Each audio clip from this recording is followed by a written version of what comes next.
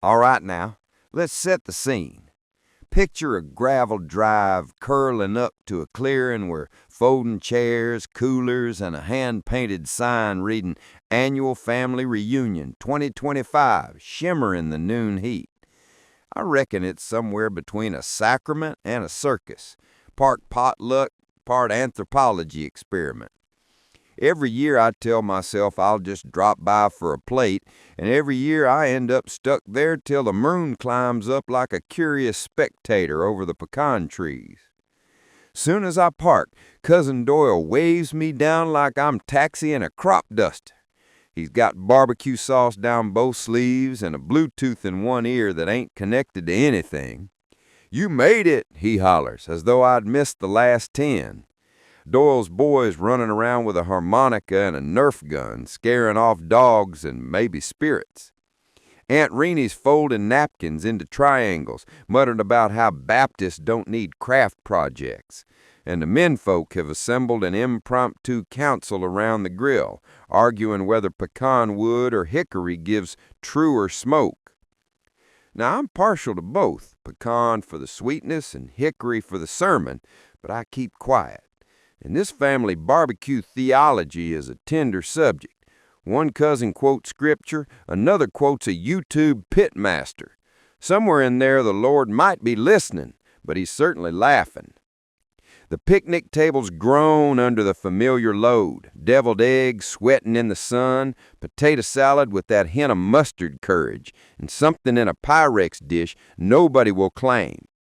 Somebody's great niece put kale in the baked beans again, and the old men look at it like it's a foreign policy failure. Out by the edge of the yard, under the shade of a hackberry, I spot the same galvanized tub that's been cooling soda since Carter was in office. There's a ritual to these things. Hand me a cold grape knee-high, and I'll trade you a story about the time Uncle Gene's possum traps caught his own hat. Family reunions are funny like that. Each dish is a memory, every conversation a rerun with new commercials. Folks laugh at the same punchlines, then pause a beat to remember who's missing from the circle this year. It's like time folds back on itself, all the generations overlapping like the rings in a cypress stump. You can feel who's gone but still humming somewhere in the air, maybe whistling along with Doyle's boys' harmonica. Around 2 o'clock, the temperature and the gossip both start to rise. Cousin Leela shows up in a dress so sequined it could redirect traffic. She declares she's gone vegan, but makes exceptions for ribs. Uncle Fred, who's 92 and partially deaf, leans over to me and says, "Did she just say she's from Venus?" I nod. It seems kinder that way. By late afternoon, the cicadas start tuning up for their evening hymn, and a certain mellow peace drifts over the place. Somebody plugs in a speaker and plays old Conway Twitty songs. Kids chase lightning bugs with plastic cups, and for a rare half hour, the whole tribe moves in slow motion, like even time itself's got barbecue sauce on its hands. That's when it hits me, the absurd beauty of it all. A family reunion ain't about reconciliation or genealogy or even the food. It's about proof of survival. Every soul there has been through something: divorces, hurricanes, layoffs, heart surgeries, and teenage drivers. Yet here we are, circling back once a year like migrating cranes, reminding ourselves that belonging doesn't require understanding. You just show up, bring a dish, and let the story smoke a while. Come sundown, the fireflies take over where the porch lights can't reach. The last burgers sputter on the grill, and the grown-ups start folding chairs they'll leave unfolded in the truck for another month. Somebody passes around leftover pie and paper towels, and I'm telling you, that crust tastes like it remembers things I don't. The laughter's softer now, less show, more echo. You can hear the old folks saying their goodbyes in long, drawn-out vowels like, "Well, we better be going," followed by 45 minutes of not going. As the crowd thins, Doyle finds me again. "You reckon this is the best one yet?" he asked, wiping his hands on a towel that used to be white.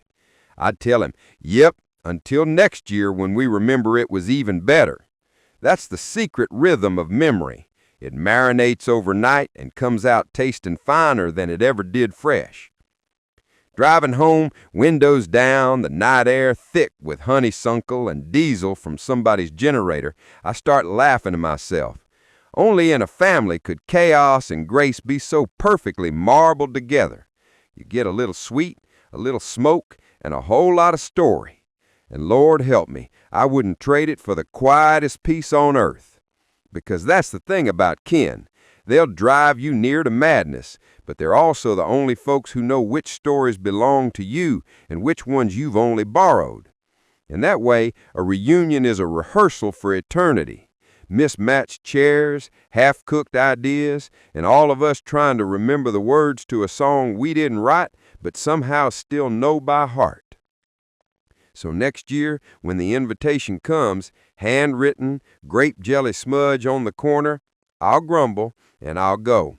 I'll eat too much, hug too long, and stand out under the harvest moon watching the smoke drift up through the pecan trees. Somewhere up there, I imagine the old ancestors are pulling up lawn chairs of their own, smiling at the spectacle, whispering, "Same circus, new clowns." And I reckon they're right.